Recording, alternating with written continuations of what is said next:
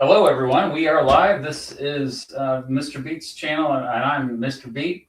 And I got a special guest today, Colin McRoberts, who is running for Congress for the U.S. House of Representatives, trying to represent the 1st District of Kansas. We're first because we're best, the big first. And before I have you introduce yourself, Yep. We got Patsy as well. Sorry, there's probably like, what that? Who's that furball? Nobody wants to see a dog on the internet. Yeah, Patsy decided to join us here in the studio. But before I have Colin talk about why he decided to enter this race, those of you who are unaware of what's going on with my drama with who's currently representing the 1st District of Kansas, an issue that I have taken on to be more of an activist is uncapping the House. It's an issue that is not very well known, a little bit dorky, but I became passionate about it because I made a video about it a couple years ago, and I was like, wow, this is just common sense. It's bipartisan, actually nonpartisan, really. It helps everybody, and it's something that doesn't require a constitutional amendment.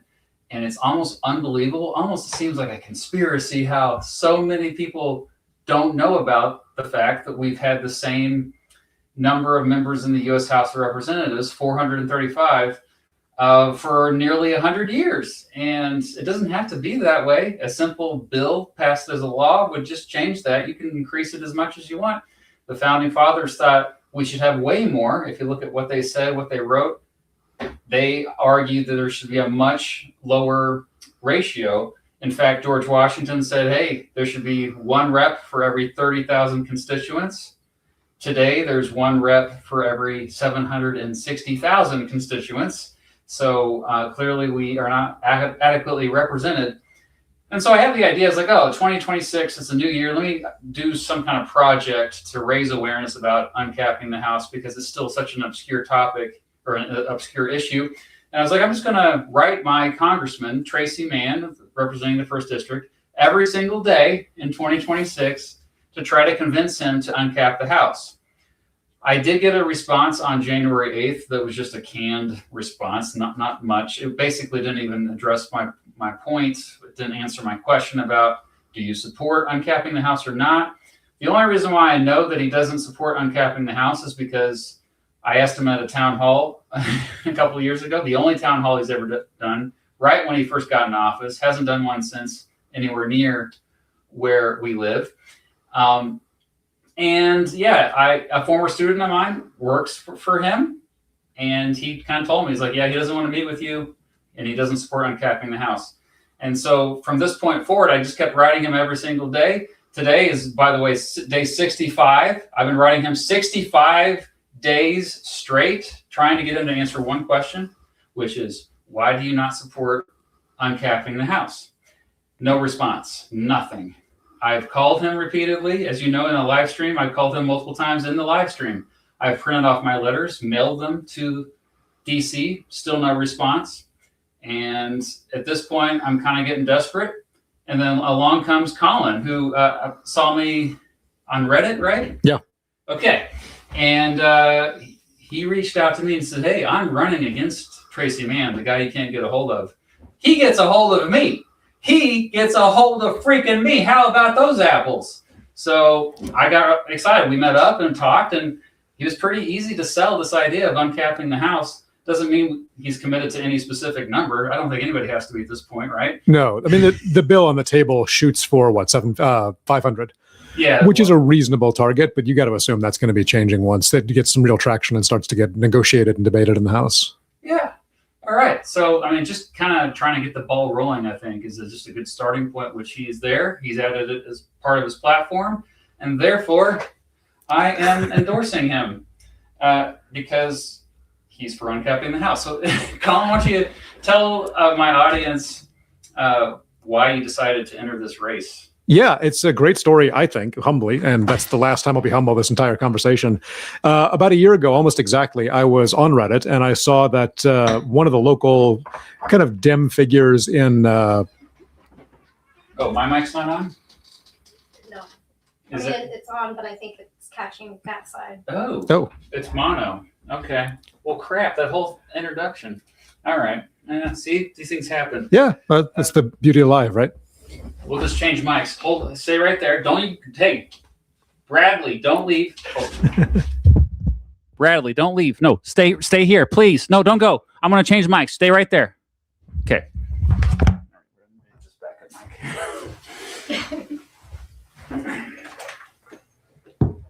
The dog is still in here. Oops, sorry, Patsy. Oh, she is. She's doing a great job. We'll just try the old blue Yeti. Thanks for telling me. Yeah. See, she's our producer. All right. We got a new microphone here. Got to switch it. I didn't see anybody in the chat mentioning. They're probably just like, why is he quiet? Okay. We'll just have to talk a little bit closer to this, but ignore that. You can get that out of your way if you want. Sorry about that. No worries. Okay. So, I'm Mr. Beat, and and Colin McRoberts here. I'm endorsing him for Congress because he is for Uncapping the House. He's running against Tracy Mann, who has ignored me. Kind of is proving my point that we need more representation. So, Colin, why don't you now tell everyone why you decided to join this race? Yeah, so about a year ago, almost exactly, I saw on Reddit that our junior senator, Roger Marshall, who even people outside of Kansas probably know as one of the most useless senators we have, kind of like Ted Cruz without the charisma or the power or the influence. He was giving a town hall out in a little town called Oakley, Kansas, which is about 4 hours west of where we live. And I have a real interest. I've worked for a long time in trying to communicate the safety of vaccines, the efficacy of vaccines, something I got involved with as a negotiation expert. How do you persuade parents? Oh my gosh, you're spilling things. This has been a disaster. This has been an absolute disaster. Okay, keep talking. All right, so as a negotiation expert, one of the things I used to work on is how do you persuade parents who are vaccine hesitant that it's safe and effective to vaccinate their kids? And I have a real interest in vaccine policy because of that. And Roger Marshall is not so much a fan of anything that gets between him and an easy path to re-election. So he's a big fan of RFK, voted to confirm RFK. And I wanted to go hear how he defended that. Plus, Doge had happened, the death of USAID had happened, and I wanted to see what he had to say about those things. But the thing that really drew me to that town hall was he just didn't want me to show up. Didn't want anybody to show up. Hadn't notified anybody about the town hall, hadn't posted it online, just put up paper flyers in this little town 4 hours west of Kansas. West of Lawrence, in the far other side of Kansas. And so I wanted to go. And I jumped in the car with my mother-in-law, who's an old school hippie, who's been starting good trouble for 50 years now. And she came with me, and my sister-in-law came with me, and we drove out to see what he had to say. And he did not have a lot to say. About halfway through his presentation, some old guy asked a question, and he raised his hand and said, listen, I'm a Democrat, but I'm a conservative Democrat. And what I want to know is, how does it help Kansas to fire all these people without a plan? Firing veterans, firing weather people, firing USDA workers. What does that do for us that we need done? And Roger Marshall kind of looked at his shoes and said, you know what? I got places to be. He turned around and walked out on his own people in his own town hall. And I put that on Facebook. I just been recording with my phone. And by the time I got back to Lawrence, it was, like I said, 4 hours. I had the New York Times, CNN calling me up to verify the footage, see if they could use it, do a quick interview about why it happened, how it happened. And as I explained to these out-of-town reporters, it just over and over kept coming up, this is not a surprise. He doesn't need to be better than this. He doesn't need to be good at his job. He assumes these votes just belong to him. And if he doesn't want to deal with the hassle of talking to somebody, why would he, as long as the only thing he cares about is his reelection and making his life easier? Just walk out if you want to. It's your property. This district belongs to you. So don't let it give you a hard time. And that's contemptuous, but it's the way it is for him. And so I thought for a while about possibly running against the senator, and eventually just came face to face with the fact that money in politics means that's a $5 million race. And I had $5 million more dollars than I've got, right? So Congress, though, is a more feasible thing. People can and do run for Congress. They even win races for Congress without having that kind of that bankroll or that backing. One of my favorite politicians, Sharice Davids, out in the 3rd District here in Kansas, she ran for office coming out of being a small business manager, running a coffee shop, I think, on a reservation. and had no money, no political backing, no powerful friends, just stood up to fight and won and kept winning and has been in Congress ever since. And her odds were not good, but they were better than the odds in the first district. This is definitely a long shot campaign. I got to be honest about that with everybody. But I love the fight. I love to stand up and do something when nobody else is. And so the idea of actually getting into that fight and doing what I can to make the first district more competitive, push these guys to be less comfortable and to respond to their voters, that was just absolutely irresistible. Could not do it. Yeah. We're cleaned up a little bit now. So you're getting the Mr. Beat endorsement, so maybe that will bump you up like 1 percentage point. I don't know. But I think the main thing here is we're seeing a common theme, which is we have people in power that seem to not give a crap about their constituents because the incentive structure is all backwards. The incentive structure means they are more motivated to appease their donors to get elected or reelected than their constituents. I mean, we talk about what are things that are important to Kansans. And most people kind of have this stereotype about, especially Western Kansas, like it's all farmers. Actually, no, like most Kansans don't live on a farm. Most live in cities or at least, small towns. Sure. So I guess, what do you think? What are the biggest issues that these people who supposedly represent us in DC, what are the biggest issues that they are ignoring that you think Kansans care about? So you're right. It's not all farmers in Kansas. Only about 6% max actually work directly in ag in that way. But a huge chunk of the rest of the district, from actual farmers to truckers to school teachers to nurses to restaurant chefs, their income all depends on the farm because that's the economic driver, along with universities and hospitals and a couple of other major institutions. Mm-hmm. Ag is just a huge driver of the economy of the first district. And the thing that's really been bedeviling that ag economy for the last year has been tariffs. And over and over and over again, people have tried to stand up and talk to Tracy Mann, talk to Roger Marshall, talk to any MAGA politician they can and say, listen, it doesn't matter how much you love Donald Trump. Tariffs just objectively are not working. We've lost our export markets. We're in a trade war we're not winning. And farmers don't really love being bailed out. They like it better than losing their markets and not being bailed out. But having all those markets evaporate and then collecting a government check doesn't feel good. And these are pretty sophisticated people. They know it's an unstable solution, and they're not crazy about that. And so the biggest economic policy, the biggest affordability thing has got to be shutting down the tariffs. And we won a huge victory on that. The Supreme Court came in and said what everybody already knew, which is the IEEPA tariffs, the really big ones, being used illegally. And that was something we expected, absolutely. But it took a year to get there. And now the next round of tariffs have been implemented. We're going to see what that does to the existing trade deals, also illegal. Also, probably, I think, even more clearly illegal, because these laws are supposed to be used in the case of a balance of payments imbalance, which doesn't exist, probably can't exist in this system. But it's going to take another year before we figure that out. And in fact, those cases might even take longer than the IEEPA cases, because for technical legal reasons, I'm a business lawyer, so I could talk about that way more than people want me to. But that's going to be the major thing. Congress ultimately has to be the ones to stand up and say, no, tariffs stop today. And IEEPA. What does IEEPA stand for? I always forget what it stands for. International Emergency Economic Powers Act. It was passed in the 70s, right? Yeah. Yeah, it says that Congress should have, only in rare exceptions, the president sometimes can implement tariffs, but generally it's a congressional power explicitly stated. In the Constitution. In the Constitution, yeah. My audience, they know how I feel about tariffs. I hate tariffs. I've made multiple videos about tariffs. I used to teach economics, and this is like economics 101. I teach business, and one of the things I've been teaching first-year business students forever is, listen, tariffs, they feel good. They may solve a short-term problem. Let's look at the long-term cost of it, because you slow down trade, you make everything harder, you make everything more expensive. Mm-hmm. One of my big sort of personal issues in politics and business and everything else is you take care of the system first. If the system works, you have a tool you can use to solve almost any problem.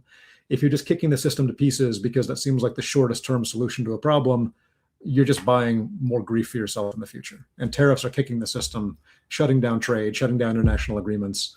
It has long-term costs that are hard to deal with, even if you know what you're doing and you're competent. And Congress and the administration right now do not know what they're doing and are not incompetent, whether it's tariffs or Iran or USAID or any of these other issues that are so important to us.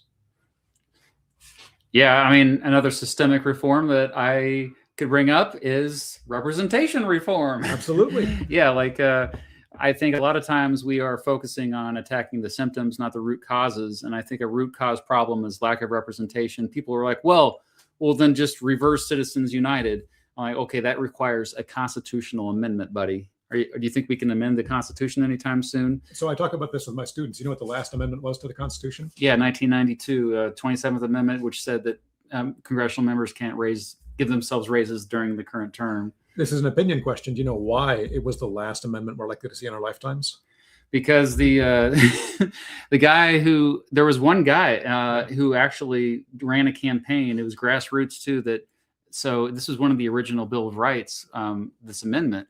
And I think he was a political scientist, a student, political science student. And he's like, whoa, this is crazy that this didn't pass because, everybody should like this. And so he did this grassroots campaign, and that's how it got to the attention. Of course, in 1992, Congress was much more unified, much less partisan than they are today. You had folks like Bob Dole, who worked across the aisle. So I actually have a different take on this. And it's the version I tell my students, and it's the story. So I can't say that every part of it is true.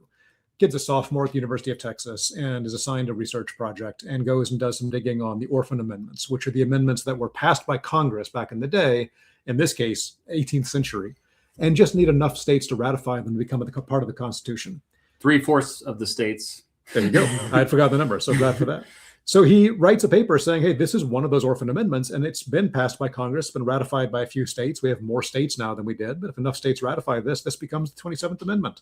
And so he proposes this in his, college research paper, and the TA reads it and says, wow, this is really dumb, and gives him a C. He appeals the grade to the professor, and the professor looks at it more carefully and says, well, on second thought, this is really pretty dumb, and ratified the C. And the story goes, he was so angry about it that he went on a letter writing campaign after he graduated and just campaigned with state legislators all over the country. Hey, ratify this, right? Why not? You can be part of the next amendment to the Constitution. And my personal take on it is the only reason it worked is it doesn't do anything that anybody cares about. In the 19th century, maybe it made a big difference whether Congress gave itself a pay raise because Congress's salary was a much bigger part of the budget. In the 20th and 21st century, Congress's salary is a tiny, tiny drop in a huge bucket. Mm-hmm. And nobody cares. Nobody's voting based on, most people don't even know what Congress makes or whether the last time there was a raise. I don't know, and I'm running for Congress. And so it worked because nobody cared enough to fight it. And it's so much easier to shut that down than it is to do something constructive. An amendment that does something that anybody cares about has zero chance of passing. Because people fight it enough, they care enough to stop it, which means it's dead in the water. I don't think anybody cares about uncapping the House. Yet. Yeah, they will once they realize that liberal Mr. Beat, communist, Marxist, what's the other word? Leftist Mr. Beat. Sometimes I've called a fascist even. The thing is, it is something that does threaten the status quo. Yeah. But I think it actually equally threatens both Democrats and Republicans. Yes. The thing, I think that it has to be something. And by the way, there's another orphan amendment, as you called it. I never heard it called that way, but that it was supported by George Washington at the Constitutional Convention. It's called Article the First, and it said it would make it part of the Constitution that for every representative, you had a ratio of approximately 1 rep for every 30,000 constituents. And imagine if that was passed today, we would have over 6,000 members in the House. By the way, I think it's $175,000 is the salary, which I know is more than most KU professors get paid. It is, if not all of them.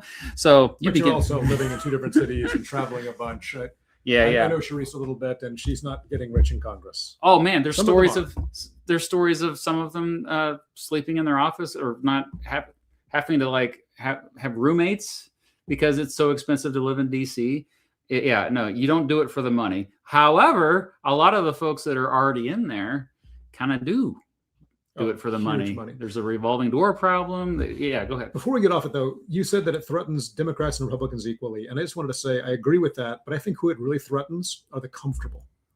The people who are in office have no reason to worry about ever getting out of office. And so all uncapping does is make their lives a little bit harder, make them have to work a little bit harder to appeal to maybe a smaller, more specific constituency, And it's just change. And change doesn't make sense if you've got a safe, easy seat and you can keep doing all the trading you want and you can do the investing you want and make a bunch of money aside from the salary in office. And you never have to campaign. You never have to talk to your constituents. You never have to do anything. You just collect your vote every year and go back to work. Why would you ever want to change anything? And so they'll never feel comfortable about that. It's got to be a movement. It's got to be something with a name. It's got to be a push behind it, which is why I like seeing, candidates, not just me, but a lot more candidates now coming up and saying this is a specific reform to talk about, to advance, to propose. And there is legislation out there that gives us something to hang our hat on, but it needs to be also discussed in academic circles and in just kind of civic circles and, YouTube like this. These kinds of conversations are where it actually gets that momentum. Yeah, I think the vast majority of congressional elections coming up in the midterms, the vast majority of them are non-competitive, which means one side is going to clearly win. You can predict it right now because of gerrymandering, Yep. which uncapping the House, there's some research to support that it would reduce the effects of gerrymandering, at least if you kind of raise that number dramatically with the number of, if you just go to 500 reps, maybe it won't really have that much of an effect on gerrymandering. But if you go to 1,000 or more, then yeah, because it makes it hard. The smaller the districts, the harder it is to gerrymander. And you can see what it would look like in Western Kansas, right? Because we're Yeah, 750 now. You go down to 500, you're having to carve out areas around ag centers, some of those smaller towns, maybe, if you don't mind, if you know Kansas, Manhattan, Lawrence. And so that gives you a much more logical arrangement of who the voters are. You pick up maybe one district, so it's not a huge change in Kansas, but it does make it harder to gerrymander because you've got to fit around those areas. I was going to pull up a map of the congressional districts so people could see. What pops up right now are the old ones, which were more fair. Let me see if I can find that one on the top left, I think. Oh, that is the updated one. Okay. Let me share this with. I see the super chats. Thank you for that. Looks like you got a supporter here. Colin for Kansas. Greetings from Topeka. Fantastic. You can't vote for me, but you can always. Is it too much to ask to move into the first district for the next 10 months? It's democracy. That's not too much to ask. Maybe there's in one of the suburbs, yes, because Topeka is barely out of our district. But if they're on Topeka, what's happening this weekend is Washington Days. The Dems are having our big convention Friday, Saturday, Sunday in Topeka. We're going to have a candidate forum on Sunday. I'll be speaking, one of the very first speakers to get the thing lit off, and we'll do what we can to communicate why we care about these things. Yeah. And hopefully I'll have a chance to talk about Uncapping the House as well. Heck yeah. So on the screen right now is a current map of the 4 congressional districts of Kansas. So we both live in Lawrence, liberal Lawrence. Okay, but the city on a hill. Yeah. But I think we actually both kind of had moderate, boring views, honestly. But anyway, you can see that. See, I zoomed in. You can see that it's gerrymandered into all of Western Kansas. Topeka is kept in the 2nd district, which I think we should probably be with Topeka. Lawrence should be. They have a lot more in common than, say, Hayes or Great Bend or Dodge City. We've got better restaurants, traffic and construction. And but this is a huge district. This is one of the largest districts in the country, right? Yeah. Pretty close to the top 10. And it's because the population density obviously is so low in some of these rural areas. What isn't really visible from the map is just how much better looking people in the 1st district are, which is something you notice a lot. There you go. Flatter the potential voters. It is literally my job now. Yeah. Thank you also for this super chat. If more reps is good, why did Germany reduce its? I don't know the situation in Germany. I don't really study German politics, but I'm sure someone else in the chat might be able to speak as to that. The fact of the matter is the United States has one of the worst representative to constituent ratios in the world. There's only 2 countries that have a worse representation ratio. One of those is India, who is increasing their representation here. I believe this year they're increasing the number of their reps. Most countries have a much better representation to constituent ratio. Hello, E for Every Gamer. And of course, Germany is part of the EU, and their parliament is also kind of a significantly larger body than a lot of national legislative bodies. So that's a little bit of a different situation than in the entire United States. Oh yeah, it's a parliamentary system. We don't have a parliamentary system in the United States. I wish we did. We don't have proportional representation. We just have winner takes all plurality voting, which I think is a whole separate issue. That again, that's another thing like reversing Citizens United. You would have to amend the entire Constitution if you wanted to get rid of plurality voting at the federal level in this country. It's just not realistic at this point in time. Yeah. So I joined a coalition of candidates in this particular election, mostly, I think all Dems, but some may be independents, mostly focused on issues of political reform. So term limits, moratorium on lobbying, code of ethics for the Supreme Court, and one of them is overturning Citizens United. And when I had to decide whether to sign up for the BAC coalition, I thought, it's a balance and accountability coalition. I thought, well, we can't really overturn Citizens United. That's not quite how it works. But if I read this as doing what we can to limit the impact of money in politics, I'm comfortable with that. But I very much agree. It is not as simple as just saying we can't just pass a law that says Citizens United is no longer the law, because that doesn't work that way. Yeah. Although it would be nice, because in my race especially, I mean, I'm working as a professor to pay the mortgage, and my opponent is an extraordinarily wealthy guy, will continue to be wealthy for the rest of his life, doesn't have to worry about tariffs or cost of living, could self-fund his campaign and outspend us every day of the week. And that is just the nature of politics these days. If you're going to be an insurgent candidate, you're going to be outspent no matter which party the two people belong to. You're always coming in from the outside unless you've got significant personal wealth, which we don't. So. Yeah, we definitely need more working class folks in Congress. That's another issue. I think this uncapping the House would make that more likely that you'd have more working class folks in there. You wouldn't have to travel the entire district to do that campaigning. You could talk to a smaller number of people, really do some of that retail level politics. It'd be much easier. It may come with a pay cut to Congress, depending on how we hammered out the details of that negotiation. But that's also feasible. I mean, we're spending $1 billion a day fighting this war in Iran. If you were to increase the House of Representatives just to 575, I think, which is the Wyoming rule, someone did the math. It'd be like 0.02% of the federal budget. So hardly anything. So when people always bring up, oh, what about the deficit? What about the debt? Okay, I feel you, bro, but I think you're not quite paying attention to how money is actually. So the vast majority of money that's in terms of discretionary spending is on military or entitlements. Yeah, we just do one fewer foreign war every 10 years and we pay for it. There we go. George Carlin says we average about one every 20 years. So the Iran war, that checks out. Iraq was 20 years ago. Afghanistan, Venezuela. I mean, Venezuela by itself would pay for expanding the House for a few years. Yeah, there. Right. Okay. In case you're just joining us, by the way, some folks are a little confused. And the introduction probably wasn't well heard. So let me just sum it up. I've been writing my Congressman, Tracy Mann, or Congressman. Not me. Yeah. Not Colin. Every single day this year, trying to get a response about why he doesn't support uncapping the House. And he has not responded to me, not answered that question once. I've called him. I've actually printed off the letters and mailed them to him. Nothing at all. And along comes this guy, Colin McRoberts, who is running for his spot.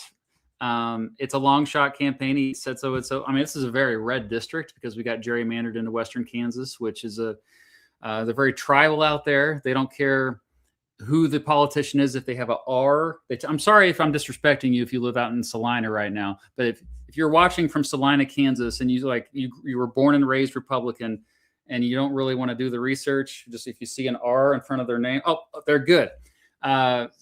This is the problem with partisan politics. We're too tribal. I'm an independent guy. I've always been independent. And it's not like it's only Republicans. Democrats do this too. Democrats do the same dang thing. But the point is, I'm trying to raise awareness about this issue because I feel like so many freaking people they don't get heard by their supposed representatives in DC. And Colin is somebody who's well in tune with what's going on here. He's actually here, whereas Tracy Mann won't even respond to me. So heck yeah, I'm going to support your campaign. One thing that strikes me as we talk about, trying to support the message, and when you came to me and proposed this to me, it's my initial background. My first career was kind of fighting in court, trying to defend family businesses from fraud. I love to fight. I love that contest. I love to get in it. Yeah. And I was really reluctant to support something just because somebody told me this was a good idea. To the point where I mentioned when I was first talking about myself, my first thought when I wanted to get into politics was I'd considered running for the Senate. And one of my first big backers had actually asked me if there was a way that's a wealthy person, could I sponsor you in such a way that it would be possible for you to run? Could we find a job for you could do where you wouldn't have to work and you could campaign full time? And it was incredibly flattering to my ego, but there was no way I could be tied to any one person like that. I just was not going to need that kind of backing to be tied to that kind of backing. So I was very initially reluctant. And I had this kind of bias against the idea before I'd really considered it, because I just didn't want to be tied to somebody who told me this is a good idea. You need to support this. This is a good idea. But the more I looked into it, I just could not find any good reason not to support it. Couldn't find any good reason why this should not be a much higher priority, a national conversation, and what really appeals to me more than anything else is because it is statutory and not constitutional. Yeah. So many of the big reforms we'd like to see, like Citizens United, it's talk. And it's almost impossible to actually plot a real course to how this actually works. Uncapping the House, the difficulties are very easy logistical problems. Hard for individual people. I mean, you'd have to build a new building, you have to bring in additional offices, but this is the United States of America. We can solve those problems overnight. We have that power. And so these are overcomable problems. The hardest problem is just getting over that initial hump of making it an issue that people understand, people care about. And so that focus of really driving at it is what's making that happen now. And that's what I really like about this, is this feels like the moment when it becomes a conversation that then transitions pretty neatly into this could be done, and here's the next step, and here's the next step, and then it's done, as opposed to 20 or 30 years of people talking in classrooms about how this could be done. Some countries have kind of done something like it. You'll never see it in your lifetime. I love it. Yeah. And full disclosure, Colin has an opponent in the primaries. The primaries are not until August 2nd, right? August something. In August. Campaign manager is in the background. And we're not looking at August right now. We're looking at this today and tomorrow and the day after that. Hopefully we can build some momentum before then. But yeah, I hope so. But you do have an opponent. I actually spoke with her the other day, Lauren Reinhold. Now, she is open to it, but she didn't want to commit to it because she still wants to research more. And that, to her credit, that's good to research because it's brand new to a lot of people. And so, if she happens to win the primary and she's for uncapping the House, I mean, don't be offended, but I'm going to hop on her bandwagon to get this issue. If she wins the primary, I'm going to be knocking on doors for her. That's there we go. Works, right? We're here to, we're here to. She won't. But if she does, I'll be knocking on doors. Well, yeah, I fight. Okay. This is weird. It's cool to see there's people fighting for the primary, because oftentimes it's just like people that just are doing it kind of, I don't know. It's like they're trying to raise their own profile. They know they're not going to win. You know what I mean? Like, but both of you seem like you want to win. So yeah, maybe how has that been? You've done some debates with her. How's that been going? I think anybody who knows me would say that I am probably the most intelligent, most handsome, most courageous, and definitely the most humble person they've ever met. So in the spirit of that humility, they've gone super good because I'm good at that. I talk well. I've had a background as a talk for a living. I talk for a living. I'm a professor. I can sit there and yell at students for hours, and I win awards for it. I win prizes. And because I can talk to people and I've got that fire in me. So debates are definitely my strong suit. I love that. I want to set up more of them. I'm working to set up more of them. We've got a few forums coming up. Got a big candidate forum here on Sunday, although that'll be a lot of the Dems running in Kansas. It won't just be the two of us. We'll have a Young Dems forum coming up in about a month, I think, and a few others around the state. And I want to do more and more and more of that. And that's the beauty of primaries, is then people just get to compare us face to face and see not just, which of these two people has more money, because neither of us has money. We're both coming out of this and working hard to start a grassroots campaign. But I think people want to see more who's got that fire in them, who's going to inspire. Because we've got a blue wave, and that blue wave is going to make a huge difference to the midterms this year. Everybody knows it. And every year people say, oh, there is a blue wave coming. And most years it doesn't arrive. This year is different because it arrived. We're seeing it. We saw it in Texas with the special elections. We saw it in some of the primaries. We saw it in races around the country. But it's not enough. Not for this district and not for a lot of districts. And so the blue wave is an opportunity for us to build. And to do that, we've got to inspire people. We've got to go out and talk about not just traditional stuff like, hey, let's tax the rich more. That does not work in a district like this. It's got to be specific issues like uncapping the House, or like specific ag reforms, ending the tariffs, things like that. And Yeah. so they want to see who can do that more, who can talk not just to Democrats, but to independents and to Republicans. Because in Kansas, especially in the first district, Democrats are the third biggest political group after Yeah. Republicans, independents. Yep. We got to build a coalition out of that to win this race and to make a difference going forwards. Because I'm a business guy, I think about strategy a lot, and winning the election is a means to an end. Like you said, these candidates, so much of the time, it's an ego thing. I want to go to Congress. I want to do a job that makes me famous. I want to be an influencer. And the easiest way to be a famous influencer isn't to build an audience organically. It's to go to Congress and scream stuff into a microphone, and people will pay attention to you, get earned media. No, that's not what I'm doing here. I want to run for Congress because I've got a goal, which is to make the first district more democratic, big and small d, more competitive, better elections, make them listen to us, make them show up for town halls. Winning the election is a means to that end, but so is shrinking the margin. So is just beating them up a little bit. Even if he wins the seat, he never feels comfortable in this district again. Never gets to feel like he gets to ignore somebody because he just doesn't want to have that conversation. He's got to have that conversation if he wants to represent us. That's the goal. And that's what we can do with a primary that kind of pushes that message out, and we get to see who's better at persuading. And the last benefit, and then I'll stop yelling about it, is we have a huge constitutional amendment coming up here in Kansas that is incredibly dangerous. And it's going to be on the primary ballot, not the general ballot, because the GOP doesn't want people really voting on this and thinking about it the way they do in a general election. And this is to elect to the Supreme Court for the state of Kansas, which Kansas defeated a really, really strict anti-abortion amendment with a vote no campaign that was really effective. It won in the first district. We talk about how Republican the first district is, but we voted no against that anti-abortion amendment. Well, this one is harder to explain to people because they hear, hey, vote for your Supreme Court. That sounds like democracy. Democracy is good. Let's do that. And then you've got to say, well, there's a reason why the founders, who really did love democracy, didn't think judges should be elected. There's a reason why when you see judicial elections, you get, either really corrupt elections like some states have, or incredibly partisan courts like Texas has, where it's just around the bend in politics. And so we have to defeat that because we're going to lose all the progress we made on reproductive rights, on a lot of other issues, but that we need a primary turnout for that. So I'm really glad that we've got a primary opponent because that just brings people to the polls for that primary day. And more democracy is good. It's scary to think of judges being elected. So it's terrifying. You don't know, I assume, unless you are a cardiologist, you don't know what makes somebody a good cardiologist. You don't know what makes somebody a good rocket scientist. They could explain it to you. You could learn it. But sitting there right now, I don't know. You probably don't know. Most people don't know what makes a good judge. And talking to a judge, they're not going to find out whether that person is a good judge or not.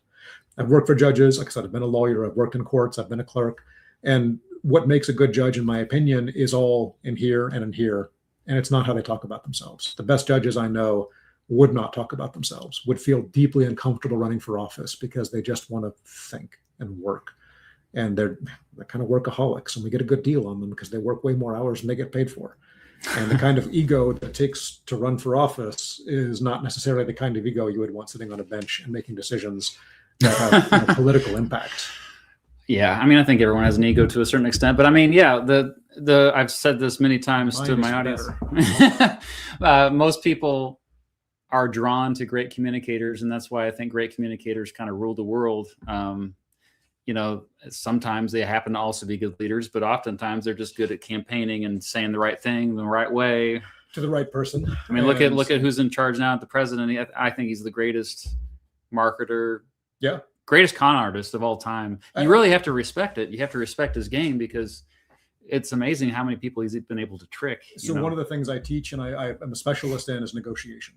And between my law practice and being a professor, I traveled the world for about 10 years as a negotiation expert. And I taught people and advised negotiators in 25 countries around the world, in every industry, for unions, for military teams, for diplomatic teams. And people often assume that Trump is a great negotiator. And that question comes up once in a while. I'm working with negotiation teams. And what I always say is exactly what you're saying. No, he's a fantastic marketer. Yeah. He's a really gifted liar. And that is occasionally a useful skill in negotiation, but only if you've got all the power. And if you're trying to do a better deal, if you're trying to build a relationship, if you're trying to build something, those are not the skills you want. And that's what we see is, someone who can use power very effectively in the short run and doesn't particularly care about the long run cost because he won't be here. And we worry about that. And that's what we're seeing in Iran right now. It's what we see in Venezuela. It's what we see with healthcare. It's what we see with tariffs and all these other issues. We do have a question from the chat, super chats here. I like to, because they pay for these, so I'm trying to. I'm a business guy, absolutely. Respect your somebody asked, I think, about, where did it go? About, here it is. Do you support Trump's actions in Iran? I mean, with the greatest of respect, does it sound like it? No, hard no. And it's not that I am upset that we've toppled another dictator. We're good at that. The United States does that once in a while, and we can say that's good and enjoy the positive aspects of that. But you've got to now what? Holistic cost. Exactly. When does this end? What is the plan? And if we've learned absolutely nothing else over the last 250 years, I tell my students this all the time. Like, this is an hour-long lecture. Here's the one thing I want you to remember. The one thing we should have learned from all of our foreign wars is, what's the goal? What's the win condition here? When are we done? And I cannot look at anybody responsible for this war, Trump, Hegseth, anybody else, and say this person has spent more than 5 minutes thinking about the actual moral, ethical, legal, political, economic, strategic end point. This is when we've won. This is what it's accomplished. If you just look at the videos of the administration figures, even just Trump himself talking about why we're at war, you could not build a list of the top 3 reasons. That doesn't change with the next video. Yeah. There's no communication. There's no thought. There's no plan. It's just, this feels good. Let's do it. And we're killing and we're dying because of it. And no, I don't support that at all. And it's impossible to do an action like this and not have some positive consequences. Sure, we take them, we build on them, we cheer the troops, and we're grateful for their sacrifices and for their heroism.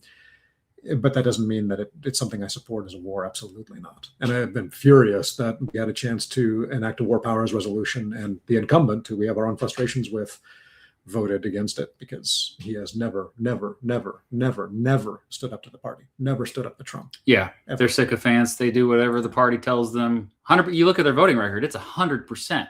Even Jerry Moran, who's the other senator in Kansas, like, he might be like a nicer guy, and he may not be as outspoken, but if you look at how he votes, it's like 100% with Trump.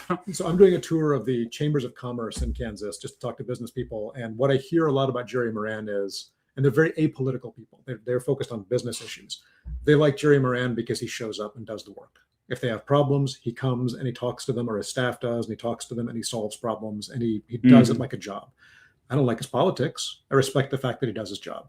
Nobody else in Kansas federal politics, except Sharice Davids, does the job. And Sharice helps beat redistricting this time because she does the job so well. Republicans in her district didn't want to be didn't want her redistricted out because she works and the other congressmen don't. They don't want Tracy Mann. They'd rather have Sharice Davids, even though they're Republicans, because she does that job. And that's what we're missing. Sorry, I'm on a tangent. Yeah, that's all right. Back to uncapping the House. You ignore most MPs don't show up. In the UK, only 400 to 500 MPs show up. That's the same as the Congress. Well, what's wrong with that? That's good. What that means is, if we do get in that situation, and I don't think it would necessarily be the same because they're different systems, different people, and we work harder than the British, obviously. But what you get then is, those are the people who are committed. Those are the people who are the most active, the most dedicated, the ones who are actually fighting for something in their district. We get 435 showing up because that's everybody. And there's party mechanisms to make them show up. They get punished if they don't show up. The expectation is everybody shows up. If we were to switch to that situation where a percentage of the ones who actually show up and are active, we're getting the best of us. And I like that better than now, which is we've got a smaller body and party mechanisms to make everybody show up. Yeah, I mean, frankly, these arguments are pretty weak against, like, we want more representation. Is it going to be perfect? No. No reform is perfect, but defending the status quo, I think, is kind of embarrassing for you. I just hate. You might like really rethink your life if you're defending a system that 98% of Americans hate. Maybe it's time to kind of reevaluate your life. Okay. Do you think anything can fix the issues with democratic voting system? People seem to just divide into two groups, root themselves in their beliefs. Oh yeah, no, this goes back to, in my view, plurality voting, which again, you need a constitutional amendment to get rid of at the federal level. States can make reforms. We've seen some states implement ranked choice voting and other approval voting. In some cities we used approval voting, which I think is better than ranked choice voting. What are your thoughts on plurality voting, like winner takes all, first past the post, whatever you want to call it. I like it as a concept. I have not studied very closely the states that have implemented versions of it. You mean like alternatives to it? Yeah. So ranked choice voting, you're okay with? I like it as an idea. I have not studied it well enough to say whether it's a good idea compared to first past the post. What I want to see is the flexibility that we could do it. And that's what we don't have right now. Yeah. And that's one of the reasons I like a statutory reform like this one, where we can actually change things and see the benefits and teach people we can make changes to the system the way the founders intended, the way they intended. Yeah, it really was. To change over time. Absolutely. Thomas Jefferson famously said that once every generation, you should scrap the Constitution and rewrite the whole thing. More or less. Optimistic. Austin, thank you. Primary elections tend to have lower turnout than the generals. Do you think that even if it was just the Democratic Party, the primaries were done with ranked choice voting, that it increased turnout and excite people? That's an interesting question. Parties could do that, and they do. In some states, they do that. That's what I was saying, and I have not looked at it to see what the impact has really been. I think it depends on who the candidates are. What I've really noticed is that so few people really are paying attention to politics. We tend to talk to the ones who do about politics, and so it gives a kind of a misleading impression. If you've got exciting candidates, yeah, I think so. If it's just 4 people you've never heard of, maybe it's even a disincentive. But I'm just speculating. I haven't looked at it, and I'm sure somebody has. Thoughts on cartels and elite money laundering? I don't know where that question. Bad? Yeah, not good. Okay. Mr. Beat, your voting video on why we should do it helped a few people in my life show up to the polls. Oh, nice. I've had a bunch of voting reform videos. I think there's actually different types. Like there's this really obscure type of voting called star voting. There's my brochure. It's basically you score each candidate on a scale of 0 to 5, 5 being the best, and then there's a second round where it's then you transfer all people's second best scored to a head-to-head runoff. So like the second round's a runoff, the first round's a score, and then that's how you. So it basically makes it so that there's less opportunities to have shenanigans where you're scheming against you're not like voting for a candidate. You're like more like, I'm just going to figure out how to vote against this one candidate. I don't like that because you would, and I hate to say, you want more single party districts, but if you are in a super single party district, then it encourages more opponents out of that party. I can see that. For a long time, I was one of these people who said voting doesn't matter because your marginal vote isn't going to make a difference. Oh yeah. And my wife is the single best human being I know, my leading light in almost every way, and she was very unhappy with that position and convinced me that was a foolish and a selfish way to think, and she was right. There are literally, I've made videos about this as well. There's literally elections in American history where it was decided by one vote. There was even a presidential election. I think it was 1832. Henry Clay won a state, Maryland, by 4 votes. Are you serious? Yeah, by 4 votes. And then winner takes all. He got all the electoral votes for that state. Of course, back then, electoral votes were not necessarily it wasn't very democratic back then, but still. Every vote counts. 4 votes is 4 votes. That's amazing. We have one more question here. Thought on voter ID coupled with federal holiday for voting, early voting, and open polling places. Oh yeah, we have stuff happening in Kansas right now related to this. Go to any polling place. So basically, what are your thoughts on these obstacles that many Republicans are pushing for to essentially make it more difficult to vote? Right. So I always like to start with the principle. What's the thing that I believe and how do I get there? And the thing that I believe is we want more voting. We want more democracy. And so I love particularly the holiday for voting, early voting, more polling places. We want to make it as easy as possible, remove those obstacles, not just because you want more votes, but because someone who's voted feels some ownership over the system, right? They're going to take better care of it, care more about what happens to it, get more invested in politics, want them to feel like it's their country more. Voting is one way of doing that. Voter ID, I don't have a problem with the concept. If we make it free to get that ID, easy to get that ID. So the principle here is reduce the barriers to voting. The problem I have with something like the SAVE Act or the Kansas version of it, which will be a constitutional amendment on the general ballot in November, is that it's just transparently intended from the ground up to be an obstacle. Somebody sat down and said, how do we prevent people from voting as much as they do now? Let's throw obstacles in their way. And this was the result. I mean, this was the Republican Party for a very long time was fiercely opposed to the idea of a national database of citizens. Oh my God, how could you possibly do that? And now Trump is proposing a national database of voters that tracks your name and your ballot, which ends secret ballots in a way. And it's just because they realized we just want fewer people to vote. And that I can't get behind that. Yeah, it's like, what's the goal here? Is it actually voter security, or is it you just want less people voting because it means your party has a better chance of winning? If you look at the evidence, voter fraud is actually pretty rare. Vanishing. And bipartisan. And makes no difference to any election that I've ever seen in any analysis. Yeah. The idea that you spend this much time and effort fighting it is like, it's like fighting, I don't know, opium trafficking in the 21st century. Like that just doesn't happen anymore. I assume it does. And I don't know. Or it's like fighting all those transgender people going to the bathroom and upsetting people. Yeah, like they're making something an issue that's not really an issue. Yeah. People don't even pay attention to it unless they bring it up.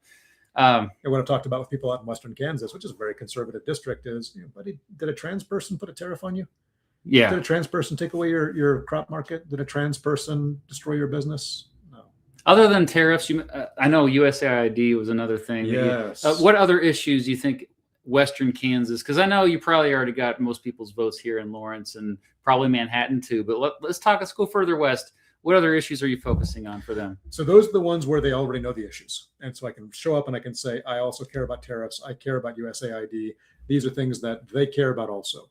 Well, tell them about what in case you forgot what happened with USAID and how that affects Kansas farmers. Yeah, long story short, so USAID was a version of Food for Peace, originally oversimplifying a bit, a Bob Dole program, really grew out of Kansas, and it fed the world.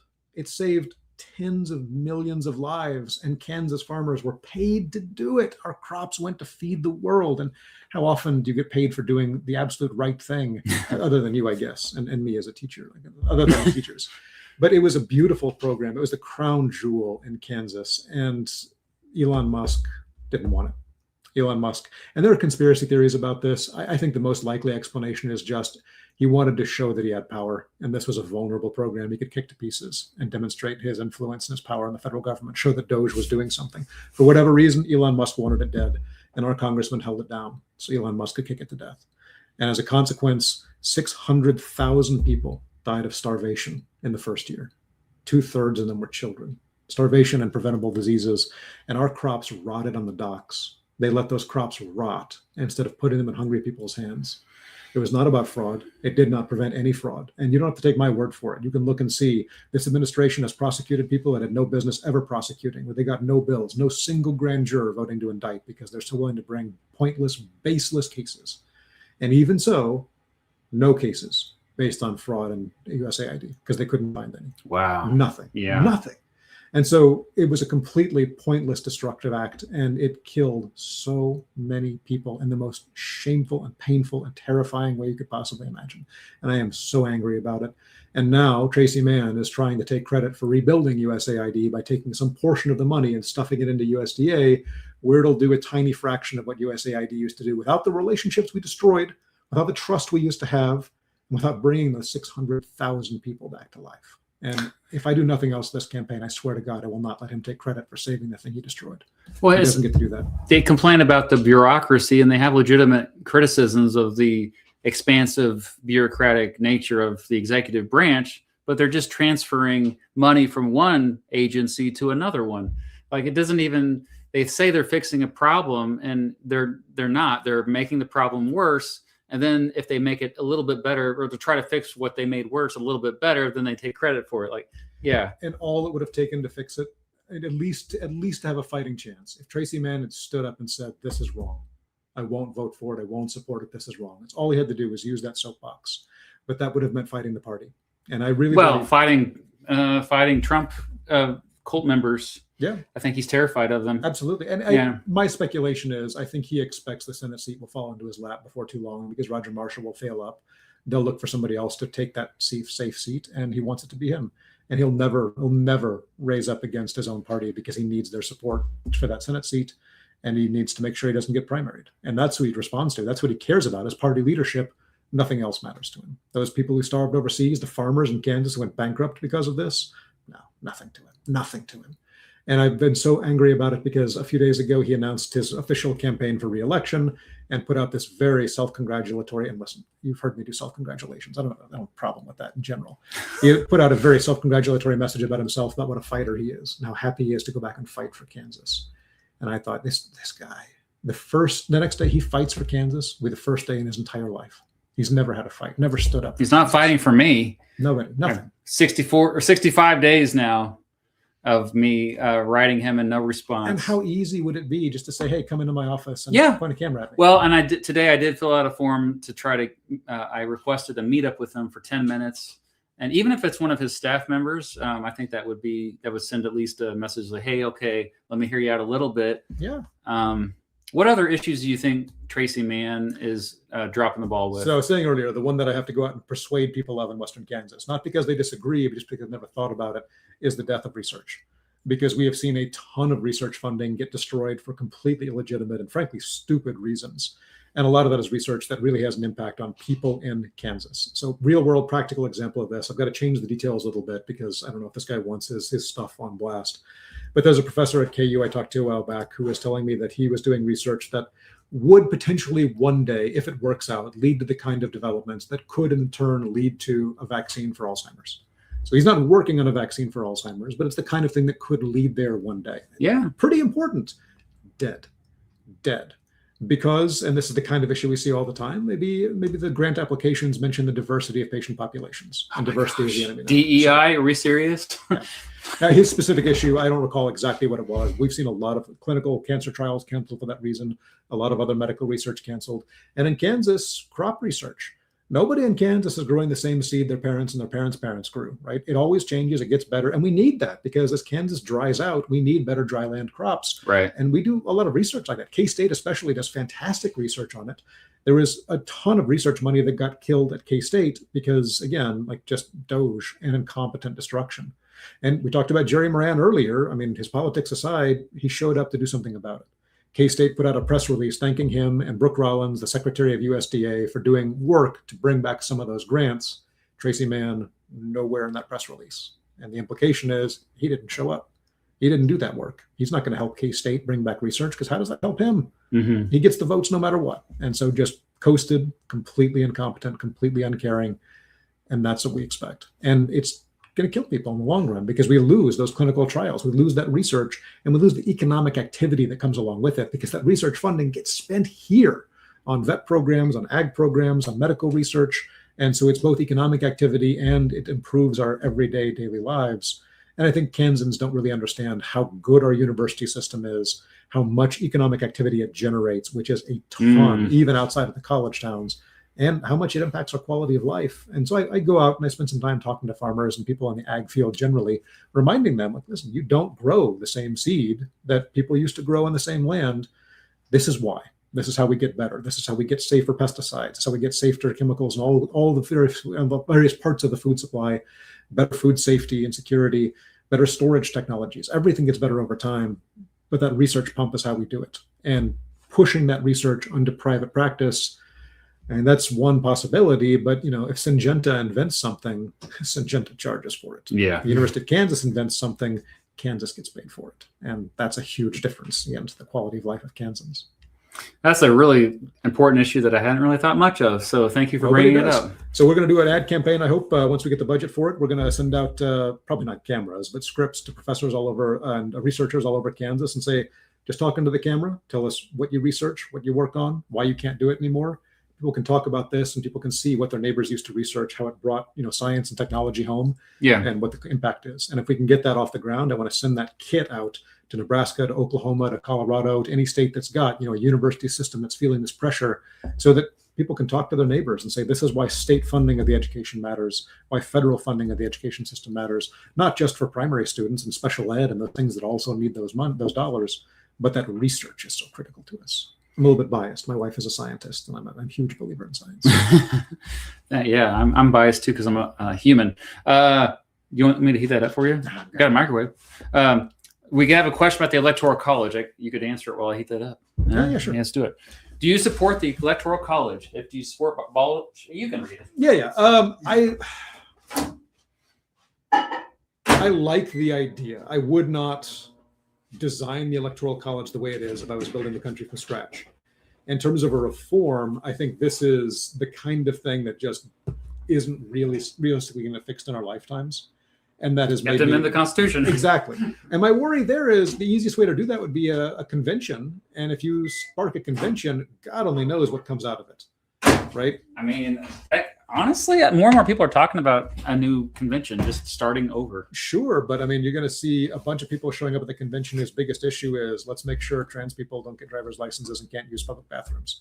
And who knows what gets pushed through at a convention. It's uncontrollable once it happens. So, whether that's a good solution or not, that's one of my concerns. Yeah. But anyway, the Electoral College, I don't think it works the way it was intended. It's got some benefits. It definitely does preserve some of the political power of smaller states like ours. And that is a good thing. That preserves some of the stability of the union. The cost is significant. And I don't know that it's worth it, but I can't say I've looked at it closely enough to have a better opinion than that. Well, I appreciate your forthrightness on that. For those just joining us, we had a big spill earlier. There's still cold brew on the floor. This has been a wreck, but I've absolutely loved it. I'm going to start to wrap things up here since we've been about an hour, and I don't want to take more of this, my special guest time. But thank you for all the super chats, including this one. The work you're doing, highlighting the need to expand Congress is important. I'm Norwegian, and the average congressman represents 24 times as many people compared to our members of parliament. It's insane. So yeah, I mean, this is an issue other places in the world. Yeah. But yeah, I mean, the whole purpose of this campaign, or me supporting this campaign, I think it's not just the fact that you've already said, yeah, I'm on board for uncapping the House, but also I think your willingness to listen to voters.